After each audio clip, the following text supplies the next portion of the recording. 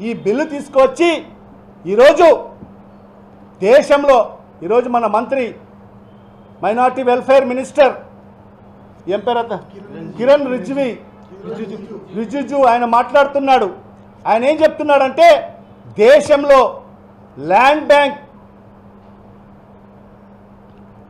అందరికి ఎక్కువ ఎవరి కాడ ఉందంటే 3వ స్థానంలో వక్ఫ్ బోర్డు ఉంది అని చెప్పడం జరుగుతుంది.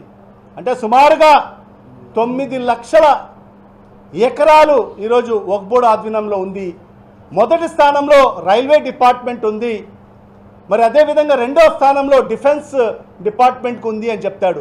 అంటే రైల్వే డిపార్ట్మెంట్ ఉండే ఏదైతే భూములు ఉన్నాయో మరి అవన్నీ కూడా ప్రభుత్వ భూములు కావా అని ఆయన మాట్లాడుతున్నాడు. మరి అదేవిధంగా డిఫెన్స్కి సంబంధించిన భూములన్నీ కూడా మరి ఆ కేంద్ర ప్రభుత్వానికి కాదా? మరి ఆ 2 కేంద్ర ప్రభుత్వానికి ఉన్నప్పుడు మరి వక్ఫ్కు సంబంధించిన ఆ భూములు ప్రభుత్వానికి కాదా అని చెప్పి మరి ఆయన మాట్లాడుతున్నాడు. మరి ఆయన ఏ విధంగా మాట్లాడుతున్నారో అర్థం కాని పరిస్థితి. అంటే రైల్వేస్కి ఎవరిచ్చారు భూములు? ప్రభుత్వం ఇచ్చింది. డిఫెన్స్కి ఎవరిచ్చారు? ప్రభుత్వం ఇచ్చింది. వక్ఫ్కు ఎవరిచ్చారు? మీరిచ్చారా? ప్రభుత్వం ఇచ్చిందా భూములు? మా పూర్వీకులు ఇచ్చారు. మా పూర్వీకులు ఇచ్చిన భూములది, దానం చేసిన భూములవి. మీకెలా అధికారం వస్తుంది? ఈ ప్రభుత్వానికి ఎలా అధికారం వస్తుంది? వక్ఫ్ పైన, వక్ఫ్ భూముల పైన మా పూర్వీకులు దానం చేసిన భూములవి.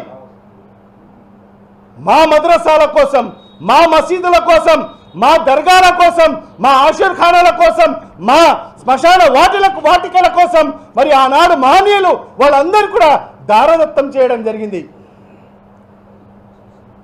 మరి అలాంటిది ఈరోజు మంత్రి మాట్లాడుతూ మరి డిఫెన్స్ భూములు మనవి అయినప్పుడు, రైల్వే భూములు మనవి అయినప్పుడు వక్ఫ్ భూములు మనవి కాకపోతాయా అని చెప్పడము ఎంతవరకు సమంజసమో ఒక్కసారి ప్రజలందరూ కూడా ఆలోచన చేయాల్సిన అవసరం కూడా ఎంతైనా ఉందని చెప్పి కూడా ఈ సందర్భంగా తెలియజేసుకుంటున్నాను. మరి ఖచ్చితంగా దీన్ని ఏదైతే ఈ వక్ఫ్ చట్టాన్ని మేము అసలే సమ్మతించము. మీరు ఈ నల్ల చట్టాన్ని ఈరోజు మైనార్టీల మీద రుద్దేదాని కోసం మీరు ప్రయత్నం చేస్తున్నారు. కేవలం మీ స్వార్థ ప్రయోజనాల కోసం, మీ రాజకీయ లబ్ధి కోసం ఈరోజు ఈ దేశాన్ని ముక్కలుగా చేసేదానికి మీరు ప్రయత్నాలు చేస్తున్నారు. ఈ దేశంలో ఉండే హిందూ ముస్లిం సోదరులను విడగొట్టి మీ రాజకీయాలు పబ్బం గడుకునే దానికోసం మీరు ప్రయత్నాలు చేస్తున్నారు తప్ప